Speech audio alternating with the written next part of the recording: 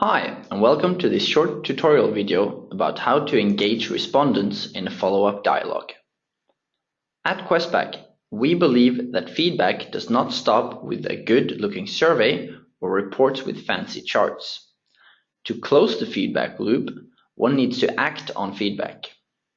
By telling respondents that their feedback is heard and by inviting them to a dialogue, one truly lifts feedback to the next level. This follow-up element is and has always been an integrated part of Questback Essentials. We offer the option to start follow-up dialogues in an automated way with notifications as well as manually triggered follow-up messages. The tab Follow-up offers full transparency of all your follow-up activities in a quest. The first grid includes all responses, and the second one lists all the follow-up cases. A log with real-time charts about all follow-up activities is also available. To cover the various follow-up elements in some more detail, let's start with notifications, our automated way of starting a follow-up dialogue. Notifications are push emails, triggers or alerts that are automatically generated and sent once an incoming response meets the criteria defined for the notification. All notifications by default include the Give Feedback button that allows for two-way dialogue between the respondent and a dedicated person. Follow-up dialogue from notification can start from two ends.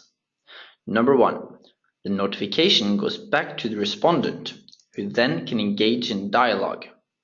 In our example, this notification is linked to his answer yes to the question whether he is interested in courses and events. Number two, the notification goes to a dedicated person who then can engage in a dialogue with the respondent. In our example, this notification is linked to a low score on service. Under follow-up then, one can start a dialogue by clicking on New Case. Depending on the filter settings applied to the response grid or the manual selection of the respondents, one then creates a follow-up dialogue, one-to-one, one-to-many, or one-to-all. Also, all follow-up messages include by default a Give Feedback button that allows for a two-way dialogue between the respondent and you. The grid Cases gives you a full overview over all follow-up activities.